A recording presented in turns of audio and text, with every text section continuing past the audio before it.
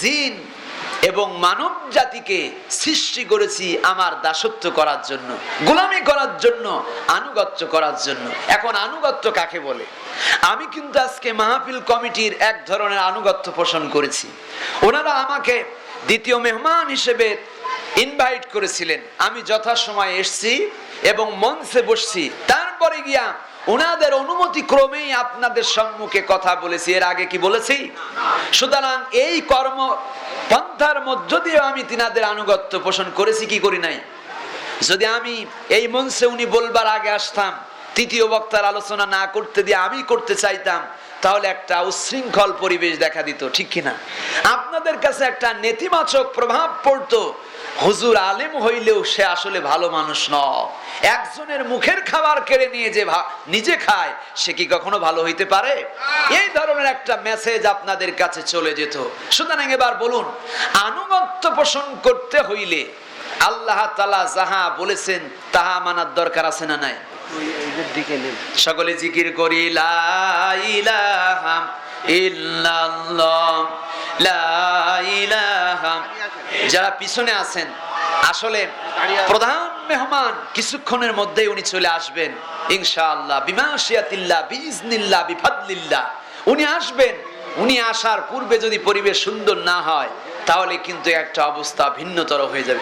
যারা পিছনে জায়গা নিয়ে বসছেন, অনুগ্রহ করে সম্মুখে সরে আসেন, না জিকির করেন, লা ইলাহা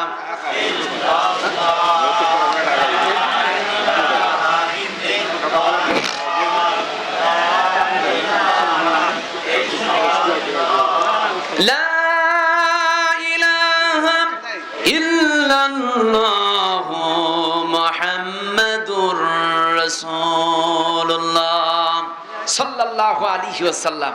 আমার ভাইয়েরা, পর্দার অন্তরে অবস্থানরত আমার মায়েরা, আজকের এই রাত যেন আমাদের জীবনের শেষ রাত হয়ে যেতে পারে, পারে কিনা বলুন?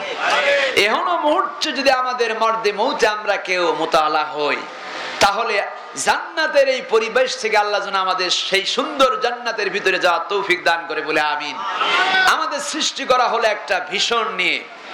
আল্লাহ তাআলা বললেন, জিন এবং মানব জাতিকে সৃষ্টি করেছি কেন? তারা যেন একমুখী হয়ে আমার দাসত্ব করে, গোলামি করে। এই দাসত্ব এবং গোলামির নমুনা হলো তিনি যা অর্ডার করেছেন, আদেশ করেছেন, সে আদেশগুলি আদেশ হিসেবে মেনে নেওয়া। তিনি যা করতে নিষেধ করেছেন ওইগুলি পরিহার করা।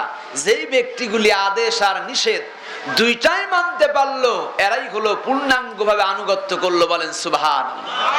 মনে করুন আজকে এই উপজেলার যিনি অফিসার ইনচার্জ আছেন, উনি আপনাদের মাঝে আজকে এসে 5 মিনিটের বক্তব্য প্রদান করবেন। উনি বললেন যে উপজেলায় আপনারা যিনারা অবস্থান করছেন, আপনারা এই কাজগুলি করবেন, আর এই কাজগুলি আপনারা করবেন না। আচ্ছা বলুন, ওনার আদেশটা আপনি মানলেন, কিন্তু নিষেধ যেগুলা করতে নিষেধ করলো, যেমন ফেন্সির ব্যবসা করা যাবে না, গাঞ্জা টানা যাবে না, মার্ডার করা যাবে না, অন্যের ক্ষতি সাধন করা যাবে না, এই কথাগুলো উনি বললেন। এরপরে গিয়া বললেন সমাজের দরিদ্র মানুষের পাশে দাঁড়াবেন, ভালো ভালো কাজ করবেন। মনে করুন এই কথাগুলি বলে উনি চলে গেলেন। উনি কয়েকবার যেতে না যেতেই আপনার পিছনে ছিল একটা চেয়ার, ওইটা উত্তোলন করে একজনের মাথায় বাড়ি দিয়ে আপনি কুকোকাত করে দিলেন। আচ্ছা বলুন, অফিসার ইনচার্জ এসে কি আপনারে জামাই আদর করবে? করবে কি? কি করবেন? আপনাকে অ্যারেস্ট করবেন এবং বলবেন, একটু আগেই না আমি তোমাদেরকে সচেতন করে গেলাম, সাবধানতা অবলম্বন করবার জন্য বলে গেলাম, যেই কাজগুলি করবা না এই কাজগুলি করবা। সুতরাং অফিসার ইনচার্জ ক্ষণেক সময়ের তরে এসে অর্ডার করলো, জনগণ যদি তিনার কথা মানতে বাধ্যপরিকর হয়। এবার বলুন, এই থানার অফিসার ইনচার্জ তিনি কি আমাদের রিজিকের মালিক? তিনি কি আমাদের হায়াতের মালিক? তিনি কি আমাদের মৌতের মালিক? আমাদের হায়াত, মৌত, রিজিকের মালিক কে? বলুন তো কে? তাহলে স্বল্প সময়ের জন্য এসে জনগণের কল্যাণে যিনাকে নিয়োগ দেওয়া হয়েছে, প্রজাতন্ত্রের কর্মচারী যিনি, তিনি আমাদের কল্যাণে আমাদের দিক নির্দেশনা দিলেন। আমরা তিনাকে ওভারকাম করার কারণে আমাদেরকে হাতে হ্যান্ডকাপ পরায়া যেমন জেলখানায় দিবেন, এই জমিনের একজন মালিক আছে, তিনার নাম কি? আল্লাহ রাব্বুল আলামিন বলছেন, আল্লাযী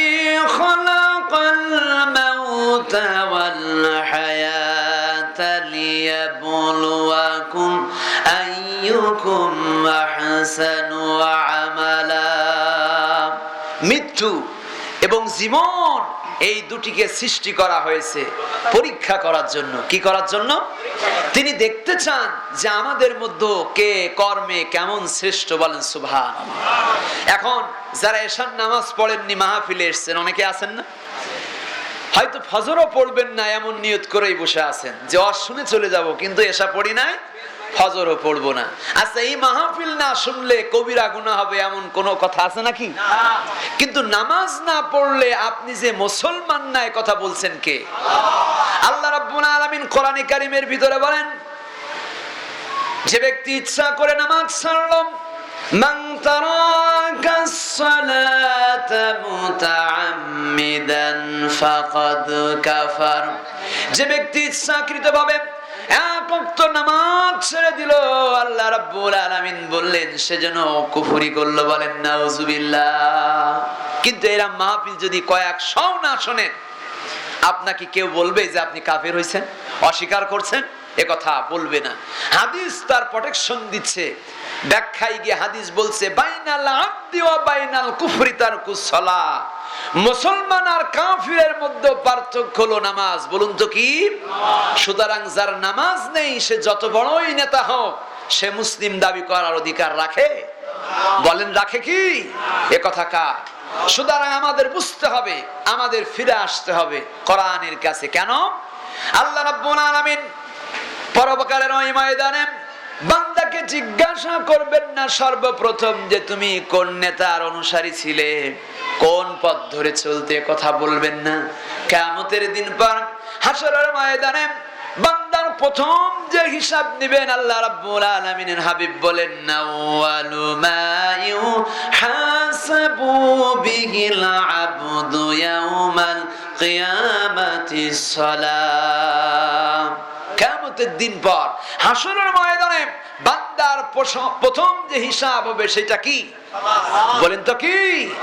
নামাজ, নামাজ, নামাজ। নবী যখন মরদে মওতে মুতালা হলেন, নবীজি কন্যার কথা বললেন না, আদরের নাতির কথা বললেন না, জামাইয়ের কথা বললেন না। নবীজি একটি কথা বারংবার বললেন, সালাত, সালাত ওয়া মা মালাকাত আইমানুকুম। নামাজ, নামাজ, উম্মতেরা নামাজ ছেড়ে দিও না। কথা কার? আল্লাহ রাসূলের কথা। কিন্তু দুর্ভাগ্যবশত সত্য, সেই উম্মতেরা আজকে নামাজ পড়তে চায় না। চাই কি? বলেন, নামাজ পড়তে চাই কি? চাই না। এখন নামাজ যদি আমরা পড়ি, নামাজ পড়লে আমাদের লস না লাভ? বলেন, লস না লাভ?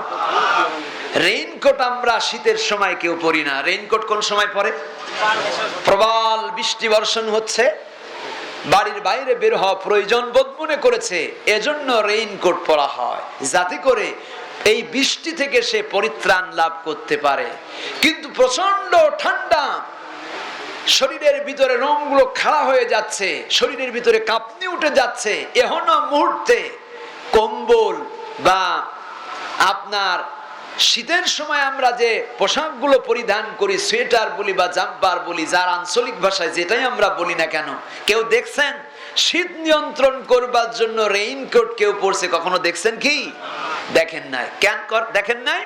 কারণ মানুষ যেটা আবিষ্কার করেছে, এই রেইনকোট আবিষ্কার হয়েছে শুধুমাত্র পানি থেকে পরিত্রাণ পাওয়ার লক্ষ্যে, ঠিক না?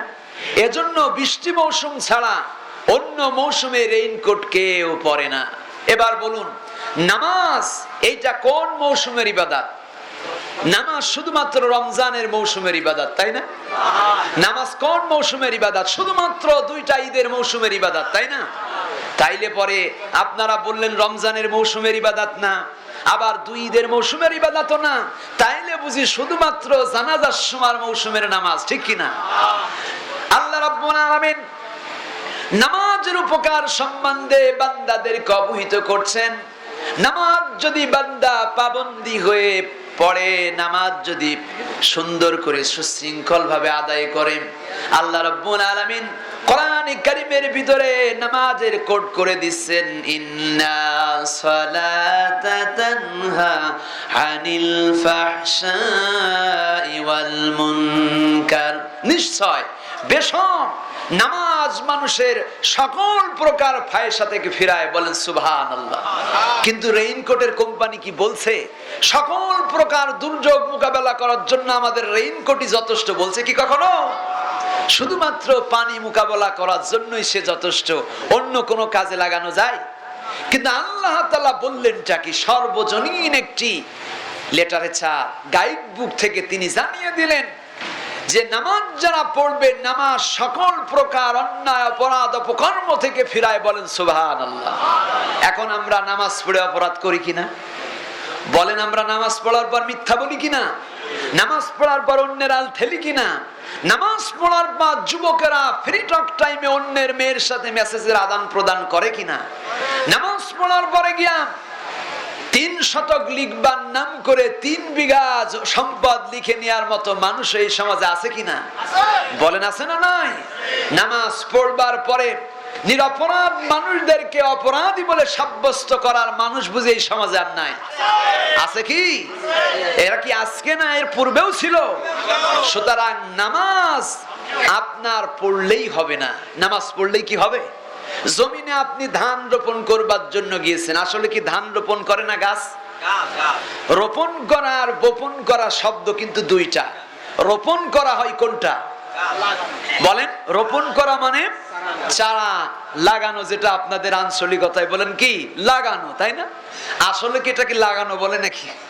এটা কিন্তু একেবারে অশুদ্ধ ভাষা। এখন রোপণ করা আর বপন করা দুটি কখনো এক হবার নয়। রোপণ কোনটা?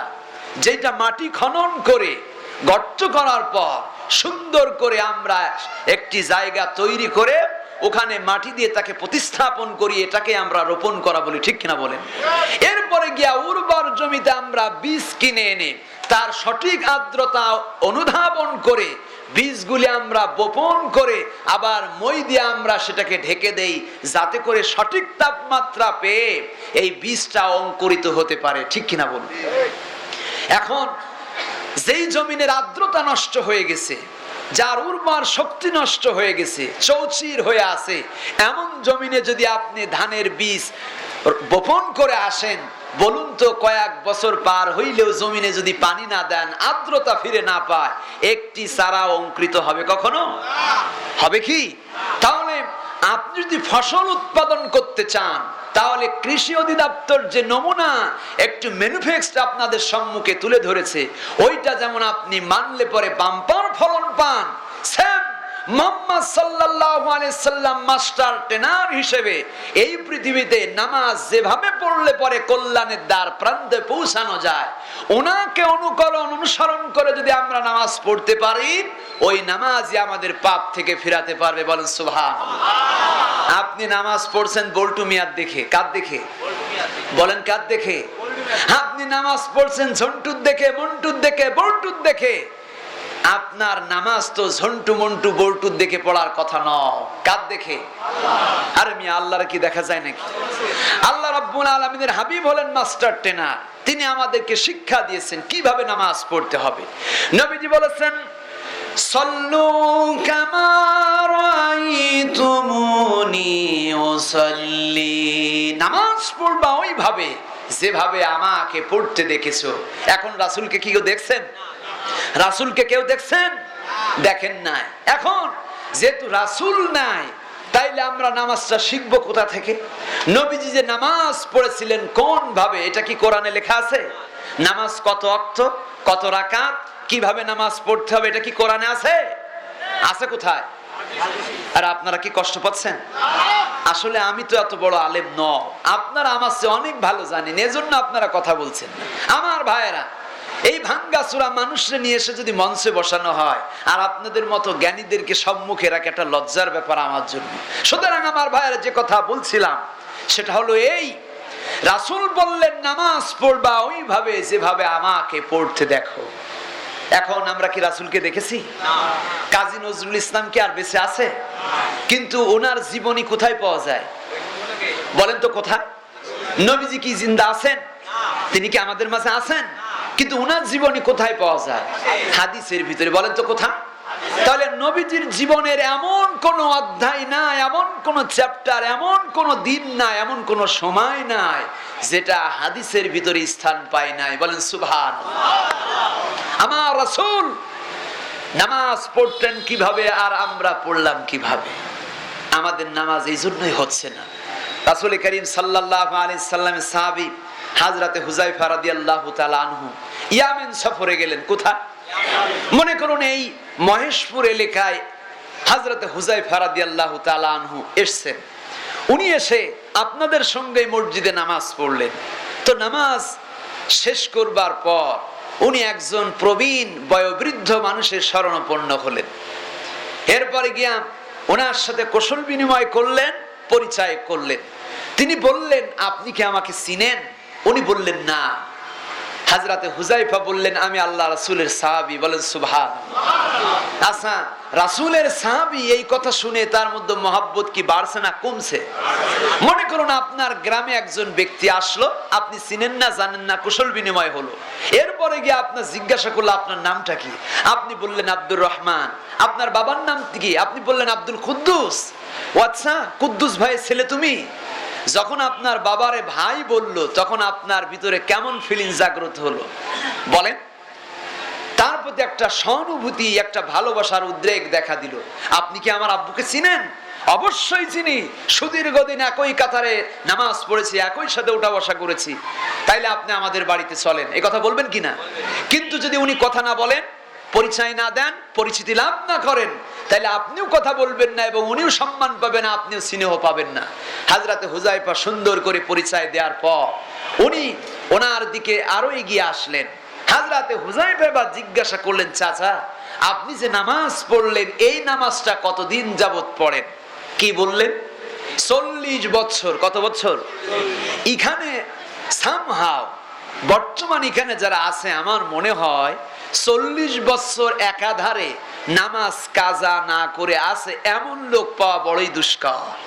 সত্য না মিথ্যা? বলেন সত্য না মিথ্যা? উনি বললেন কি, একজন বয়োবৃদ্ধা আপনাদের কাতারের মানুষ বললেন 40 বছর ধরে আমি নামাজ পড়ছি। সুবহানাল্লাহ। হযরতে হুযায়ফা বললেন, চাচাজি আপনি যে নামাজ পড়ছেন এই নামাজের সাথে আমার রাসূলের নামাজের সাদৃশ্য বৈদৃশ্য কোনো মিল নাই। উনি তো এক কথাই বলতে পারতেন যে আপনার নামাজ হয় নাই, বলতে পারতেন না? বলছেন কি? বলেন নাই। এই শিক্ষা দিয়েছেন কে? মুহাম্মদ সাল্লাল্লাহু আলাইহি সাল্লাম। দেখেন আমরা মসজিদে সলিমুদ্দিন নিজেই তাশাহুদ সোজা করে বলতে পারে না, কিন্তু অন্যের বসার ভুল ধরা নিয়ে ব্যস্ত, অন্যের নামাজ হয় না ফতোয়া দেয়া নিয়ে ব্যস্ত। যেখানে আমার রাসূল হার্ড লাইনে গিয়ে কোনোদিন একটি ব্যক্তিকেও বললেন না যে তোমার নামাজ হয় না। নবীজি নামাজ পড়ে বসে আছেন, একজন সাহাবী নামাজ পড়ে মসজিদের ভিতরে আগমন করে নবীজিকে সালাম দিলেন। নবীজি সালামের জবাব দিলেন আর বললেন, তুমি নামাজ পড়োনি, আবার গিয়া পড়ে নাও। সুবহানাল্লাহ। এরপরে উনি আবার ফিরে আসলেন, নামাজ আদায় করলেন, নামাজ পড়ে গিয়ে নবীজিকে সালাম দিলেন। নবীজি সালামের জবাব দিলেন আর বললেন, তুমি নামাজ পড়োনি, আবার পড়ে নাও। এভাবে নবীজি 3 বার বললেন। বলার প্রয়োজন ছিল?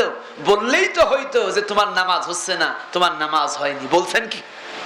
কি আদর্শ, কি মহব্বত, কি ভালোবাসা, উদারতা মন দিয়ে নবীজি তৎকালীন সময়ের মক্কা মদিনাকে জয় করেছিলেন। বলেন সুবহানাল্লাহ। সুতরাং আমাদের ভিতরে এই ভালোবাসায়, গাম্ভীর্যতায়, মহব্বত ফিরে আনতে হবে। আল্লাহ তৌফিক দান করুক বলে আমিন। আমার ভাইয়েরা, যে কথা দিয়ে শুরু করেছিলাম সেটা হলো এই, আল্লাহ তাআলা বলছেন, রাসূল আপনি একজন উপদেশক, মানুষদেরকে উপদেশ দিয়ে যান। আপনি দারোগা নন যে মানুষদেরকে পিটায়া জোর করে দিনের ভিতরে দীক্ষিত করবেন। আপনি বুঝান, দায়িত্ব আপনার বুঝানোর, মানার না মানার দায়িত্ব কার? তাদের। সুতরাং যে মানলো সে জান্নাতের নিকটবর্তী হয়ে গেল, আর যে অবজ্ঞা অবহেলা অশ্রদ্ধা করলো সে কোন দিকে গেল? বলেন কোথায়? আমার ভাইয়েরা, আল্লাহ রাব্বুল আলামিন অর্ডার করলেন, নিজে সৎ কাজ করবা, অন্যদেরকে সৎ কাজের জন্য উদ্বুদ্ধ করবা, আর নিজে অসৎ কাজ থেকে ফিরে থাকবা। আর যখন অসৎ কাজ হয় সেখানে প্রতিবন্ধকতা সৃষ্টি করবে। কথা কার? আল্লাহ তাআলা অর্ডার করলেন, আপনি নামাজ পড়ে গেলেন, রোজা রেখে গেলেন, দান করে গেলেন, সাদাকা করে গেলেন, কিন্তু আপনার প্রতিবেশী একজন সুদের সাথে লেনদেন করে, একটি দিনও গিয়া বললেন না যে ভাই, যে ব্যক্তি সুদ খায় সে আল্লাহর সঙ্গে যুদ্ধ ঘোষণা করে। বলেন নাউজুবিল্লাহ। সুদ যে খাইলো, সর্বনিম্ন স্তরের যে কথাটি বলা হয়েছে, সে তার মায়ের সাথে কতবার জিনায় লিপ্ত হলো? আপনাদের এই লেখায় কি সুদের ওয়াজ চলে না? সর্বনিম্ন যে বাক্যটি চয়ন করা হয়েছে, যে ব্যক্তি জাল্লা পরিমাণ সুদের লেনদেন করলো, সে যেন তার মায়ের সাথে কতবার জিনায় লিপ্ত হলো? একবার, দুইবার? বলেন তো কতবার? একজন বললে 41 বার। বলছেন তো, আর কেউ বলবেন না? 70 বার। আর কেউ বলবেন? আমি তো এখানে অনেকগুলো আলেম দেখছি, ওনারা নাই বলবেন না, কারণ ওনারা বললে তো মানটাই হারিয়ে যায়। সম্মানিত ভাইরা, 70-এর অধিক বার, 70 থেকে 72 বার নিজের মায়ের সঙ্গে সে জিনায় লিপ্ত হয়ে যায়। বলেন নাউজুবিল্লাহি মিন জালিক। এমন কোন সন্তান আছে যে তার মায়ের কাছে এই আকাম করতে যাবে? এমন কেউ আছে? বলেন আছে কি? এই কথাটা কেন বলা হয়েছে? এমন একটা মারাত্মক কথা, যাতে করে মানুষ ভুলে ওই দিকে না যায়। এজন্য আল্লাহ তাআলা এমন একটা রেড সিগন্যাল দিলেন, 144 জারি করে দিয়েছেন। তারপর দিয়েও আমরা সুদের সাথে আষ্টে পৃষ্ঠে জড়িয়ে গেছি, ঠিক কিনা? এবার বলুন, ইবাদতের প্রথম শর্ত কি? ইবাদতের প্রথম শর্তটা কি? হারাম খাওয়া। কি খাওয়া? কি খাওয়া? হারাম খাওয়া। ইবাদতের প্রথম শর্ত হলো, আল্লাহর গোলামি করার প্রথম শর্ত হলো শরীরকে পাক করা। কি করা? বলেন কি করা? নাপাক শরীর কখনো আল্লাহর জান্নাতে যেতে পারে না, পারে না, পারে না। কারণ আল্লাহর কাছে ঘৃণিত নাপাক, এবং নবীজিও নাপাককে অপছন্দ করতেন। এজন্য হাদিসের পরিভাষায় বলা হয়েছে, পরিষ্কার পরিচ্ছন্নতা কিসের অঙ্গ? বলেন তো কিসের অঙ্গ? শুধু তাই নয়, আত্মুর শাত্রুল ঈমান, পবিত্রতা ঈমানের কি? চিন্তা করে দেখেন, আপনার শরীর যদি আপনি পাক করতে চান, সুদ খায়া যদি আপনি লাক্স সাবান দিয়া অথবা ডাব সাবান দিয়া জনমের মতো গোসল করেন, এই শরীর কি পাক হবে কখনো? বলেন হবে কখনো? এবার আপনি মসজিদের প্রথম কাতারে গিয়া ইমাম সাহেবরে 500 টাকা দিয়া দাঁড়িয়ে গেলেন, আল্লাহু আকবার। আপনার নামাজ কি গ্রহণযোগ্যতা পাবে কখনো? তাইলে আমাদের এখানে যারা আছে, এর ভিতরে কেউ সুদখোর নাই? আছে? সুদের টাকা দিয়া আপনি যে সুন্দর একটা পাঞ্জাবি বানান, জুব্বা বানান, টুপি কিনেন, এরপর আতর কিনে সেইটা শরীরে মেখে আপনি যে মসজিদে এসে ফার্স্ট কাতারে সুদের টাকা যাই নামাজের পর নামাজে দাঁড়িয়ে যান, আল্লাহর ফেরেশতারা আপনাকে স্যালুট দিয়ে জান্নাতে স্বাগত জানাবে, তাই নাকি? ইবাদতের প্রথম শর্ত হলো শরীর পাক। আপনি আওয়ামী লীগ করেন, আপত্তি নাই। বিএনপি করেন, আপত্তি নাই। জামাত করেন, আপত্তি নাই। চরমনা করেন, সমস্যা নাই। যাই করেন না কেন, শরীরটা পাক করেন। কি করেন? যে ব্যক্তি শরীর পাক করতে পারলো, সে কখনো আল্লাহর হুকুম লঙ্ঘন করতে পারে না। কিন্তু যেই শরীরের ভিতর হারাম আছে, এ যদি হারামাইন শরীফে যেও নামাজ আদায় করে আসে, কখনো ওই ব্যক্তির দ্বারা রাষ্ট্র, জনগণ কেউ নিরাপদ নাও, ঠিক কিনা বলুন? সুতরাং আমাদের শরীর পাক যাদের আছে, তারা হলে জাতের আলেম। বলেন সুবহানাল্লাহ। এই জাতির উলামা হযরত যারা আছে, তাদের শরীর 100% পিওর। এই গ্যারান্টি দিয়েছেন কে?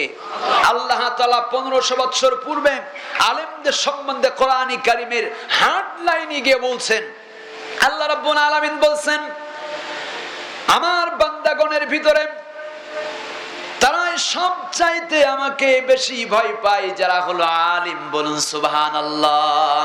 ইন্নামা ইয়াখশাল্লাহু মিন ইবাদিহিল উলামা। আল্লাহু আকবার। আল্লাহ তাআলা বললেন, সমাজে সেই মানুষগুলি সবচাইতে আমাকে বেশি ভয় পায় যারা হলো আলেম। আর বর্তমান সময়ে আমরা সবচাইতে বেশি ভয় পাই আলেমদের দেখে, ঠিক না? ঠিক কি না? আপনি ঠিক বললেও ঠিক, না বললেও ঠিক। আচ্ছা, আল্লাহর ভয় যারা পায়, এরা কি অপরাধ করতে পারে?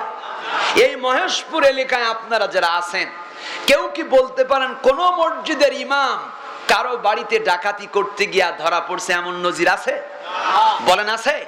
কোন মসজিদের ইমাম আর মসজিদ বা মসজিদের সংশ্লিষ্ট দায়িত্বশীলেরা গিয়া কারো বাড়িতে 1 লক্ষ টাকা চাঁদা দাবি করছে এমন নজির আছে? এই বলেন আছে নাকি? কোন মাদ্রাসার মুহতামিম কোন মহল্লায় গিয়া, কনসার্টে গিয়া, কোন বাড়িতে গিয়া বলছে যে এই জমি রেজিস্ট্রি করতে হইলে আমাকে 2 লক্ষ টাকা আগে দিতে হবে, নইলে আলীর পরে গেলে ঠ্যাং ভেঙ্গে তোমার অমুক জায়গায় ঢুকায়া দেবো? বলছে কখনো? বলে কারা?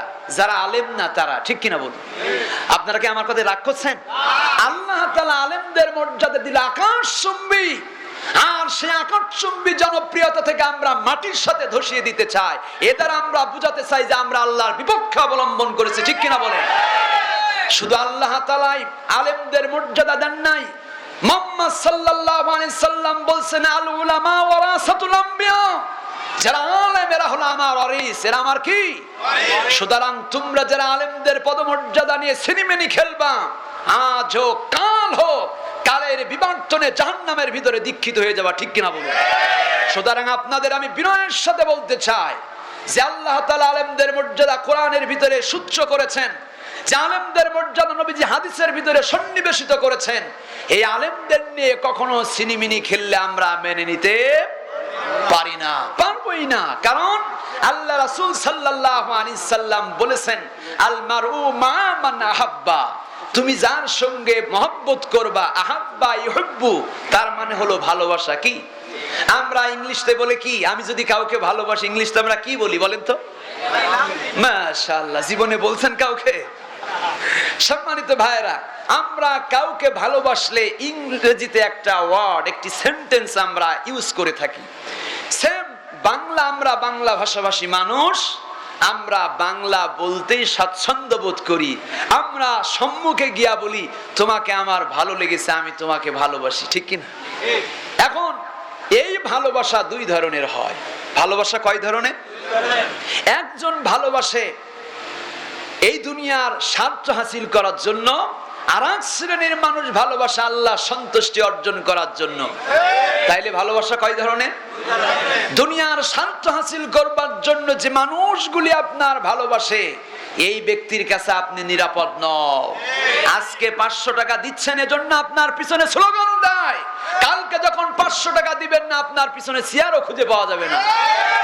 আর যে মানুষগুলি আল্লাহর জন্য আপনাকে ভালোবাসে, আপনার সুখের দিনেও যেমন পাশে থাকবে, দুর্দিনে আপনার সম্মুখে বুক পেতে দিয়ে বুলেটটাই তার বুকে ধারণ করবে। ঠিক কিনা বলুন? সুতরাং আমরা স্বার্থহীন মানুষের ভালোবাসা চাই না, আমরা চাই আল্লাহর জন্য যারা আমাদেরকে ভালোবাসবে তাদের ভালোবাসা চাই। ঠিক কিনা বলুন? সুতরাং আমার ভাইয়েরা, আমাদের নির্ণয় করে নিতে হবে, চিহ্নিত করে নিতে হবে। আপনি এমপি কে মহব্বত করেন, আমার সমস্যা নাই। আপনি চেয়ারম্যানকে মহব্বত করেন, আমার কোনো আপত্তি নাই। আপনি আমাকে মহব্বত করেন, আমার কোনো সমস্যা নাই। সেটা যেন দুনিয়ার স্বার্থে না হয়। কোন স্বার্থে হতে হবে? বলেন কোন স্বার্থে হতে হবে?